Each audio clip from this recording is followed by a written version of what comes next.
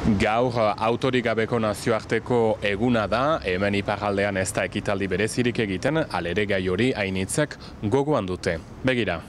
Ipar Euskal Herrian garraio publikoa eskasa da, etxeak sakabanatuak dira, eta beraz den-denek autoa hartu behar dugu beti. Eta gure autoekin herribarneak karrika nagusiak itotzen ditugu. Aparkatzen dira edonun, beti presatuak gira, beti bizi molde batean bizi gira.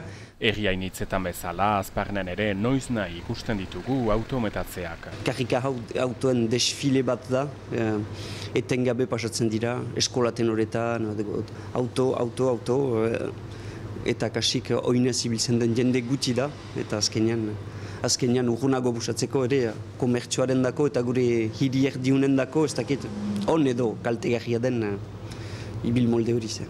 Ez bata deus egiten hori gerta daiteke laster, saltzaileek autoetaraino erematea erosketak, bezeroak ez dira gehiago autoetatik aterako.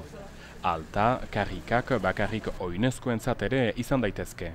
Ez dut uste gehiengoak nahi duenik, baina herri hainitzetan ere ez zuten behar ba nahi, eta egin ondoan nik uste kontenta gertu da jendea, komertxanteak, bai herritarrak.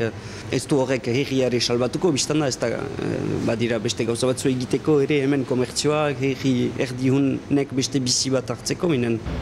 Herriko etxeko arduradunen aldetik reakziorik ez momentuan, ez baitute debaterik izan gaiuntaz, helduten urtean gogo eta eginen dutela hitzeman dute. Oinezkoen karrikak egiteko bazterpide egokiak behar direla ere gogoratzen dute. Aniz gauza badira hemen hasten direnak.